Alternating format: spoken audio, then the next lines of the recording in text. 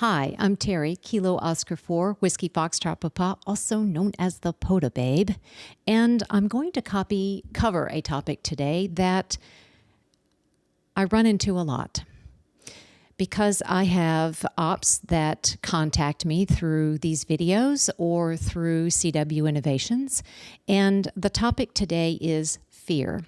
Fear of getting on the air and operating on the air. And it comes to me through some questions that were asked by John, Echo India 5, Juliet Sierra. And I appreciate your questions, John. Instead of answering John in an email, I figured it would be better just to record a video because it will help more people that way. Let's look at the questions that John asked me. He says, Teri, when you sit down in front of your key before you make that first call, how do you feel? Are you relaxed, happy, and excited? Or do you ever feel tense and apprehensive? My CW is okay at about 13 to 15 words per minute, but the trepidation that I feel takes all the fun out of it. Have you any other thoughts on that fear barrier? So let's talk about that. The first part of John's question, how do I feel when I sit down and get on the air? You have to keep in mind that I've been active on the air with CW for almost 3 years now. So my experience is going to be different than that of someone who's just beginning. At this point, I'm actually pretty comfortable on the air. If I'm trying something new, I might be a little bit nervous, but I look forward to getting on the air because it's an opportunity to grow and I get to meet new people. But when I began with CW, it was a very different experience. Yes, I was fearful. Yes, I worried about the mistakes that I might make. And frankly, there were times that it was nerve-wracking. And I had to work through that, just like anybody else out there.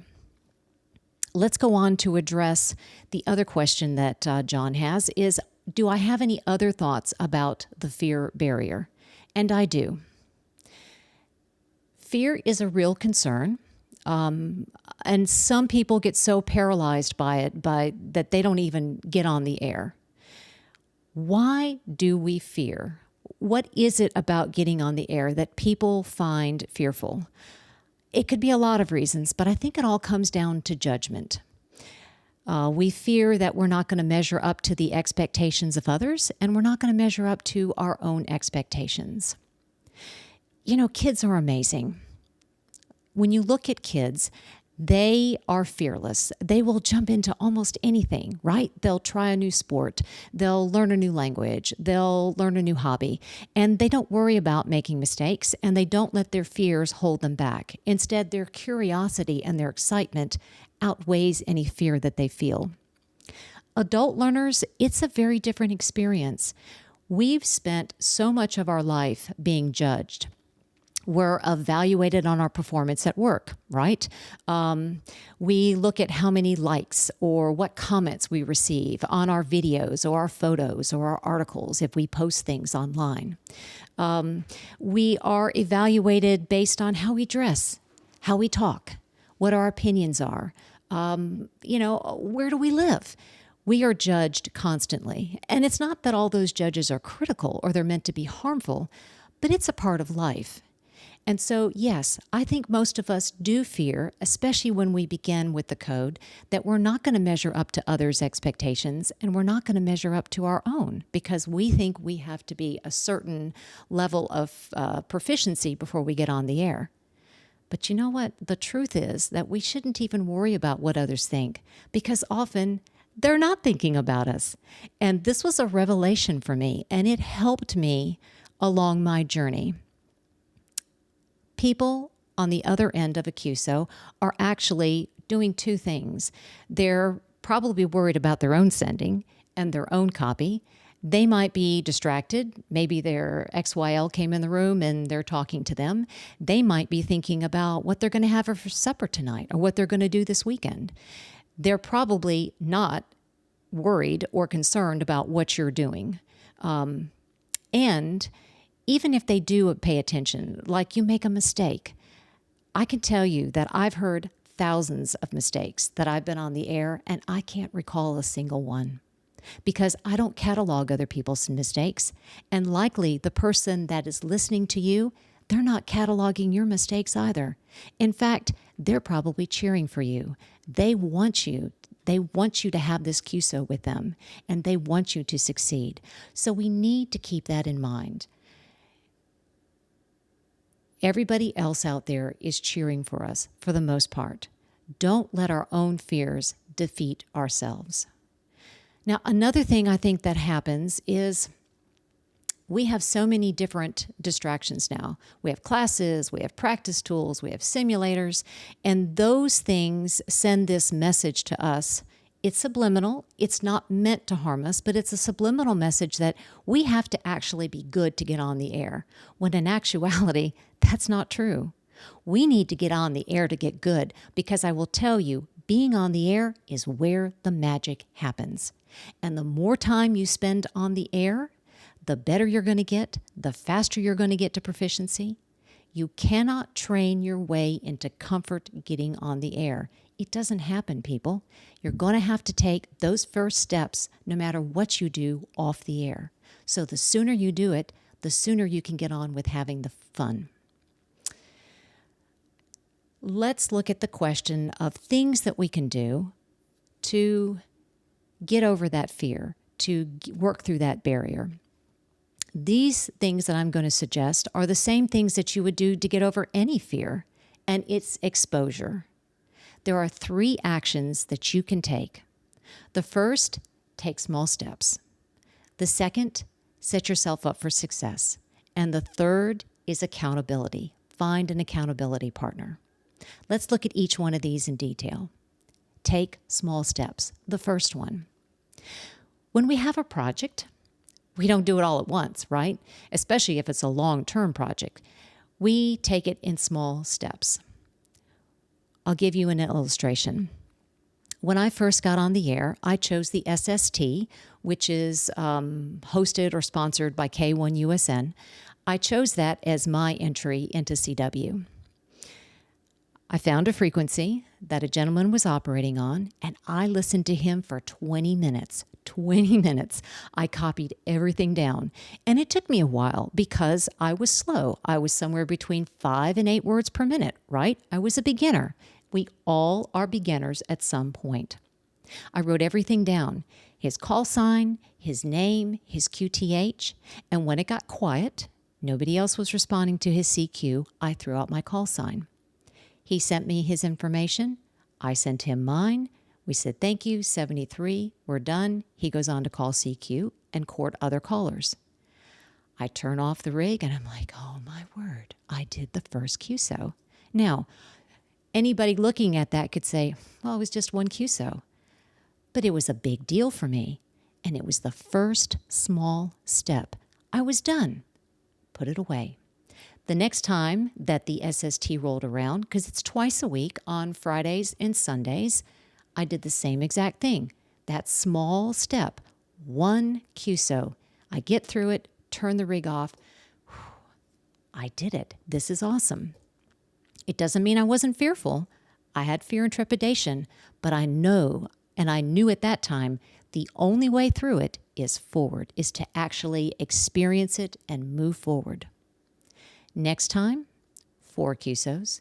The next time, 6 to 8 QSOs. And before I knew it, I was running a frequency. It's small steps, one at a time. So look at whatever goals you have. If it's getting on the air for the first time, just have one QSO. Maybe you just exchange RSTs with someone, turn off the rig and go, I did it. Then what's the next step? Find what your goal is and find a way to break it down into small steps and take it one step at a time.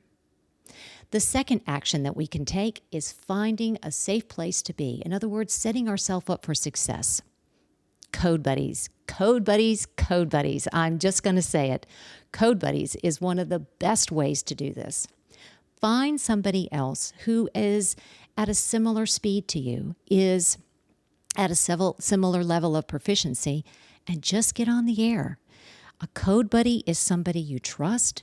A code buddy is somebody you meet on a regular basis, and you can help each other progress with the code. Again, you can start simple. RSTs, your name, your QTH. But very soon, start going off script. Start getting comfortable with doing something that's not formulaic. You can do formulaic, but the more you're off script, the better it's going to be. You could send words to each other. It doesn't matter with a code buddy. You do whatever the two of you find comfortable and help yourselves get through that fear. The other thing you can do is find an organization that will help set you up for success. You've heard me say it before. I'm going to say it again. The Straight Key Century Club. SKCC is a great place for beginners to start. They are welcoming of beginners. They will slow down generally for new beginners, or even somebody who wants to run slower. Look, speed isn't everything. I know there's this big fascination with speed, but I will tell you it's not everything. Accuracy and comprehension trumps speed any day.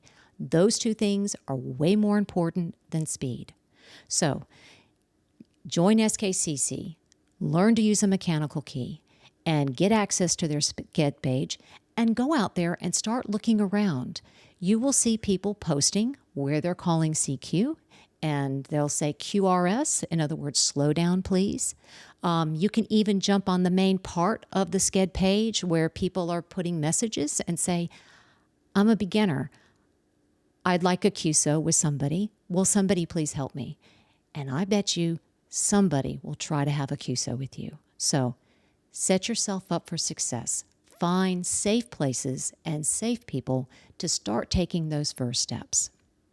The third action item that you can use is accountability. Find an accountability partner. This is someone who's going to support, motivate, and encourage you, especially when you experience setbacks. I had an informal accountability in Kathy, W4CMG. Kathy is a wonderful op.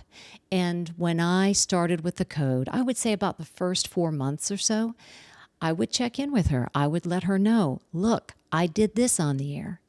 And when I encountered difficulties, if you've watched a previous video, you've heard the story of the guy that just sent so fast and blew over me several times and completely flummoxed me. I also had situations several times where I got on a frequency, started calling CQ, and people just jumped on the frequency and sent right over the top of me.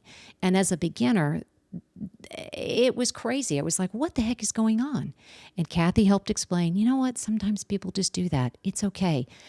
Either you could try to duke it out if you want to with them and try to keep the frequency, but oftentimes it's better just find another frequency. So that's what I did. So find somebody who can help you out as an accountability partner. I hope this addresses the question that John asked me, and I hope you find this helpful. Yes, we all have fear, and I'm no exception. When I began, I had fear too.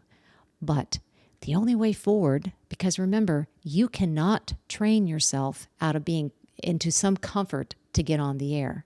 You're going to have to take those steps no matter what you do. Everybody does it. And those who are active on the air went through it, and look, they survived. You can do it too. Take those 3 action items, right?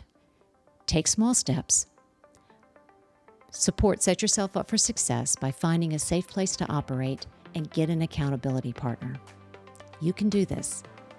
Get on the air and keep having fun with CW.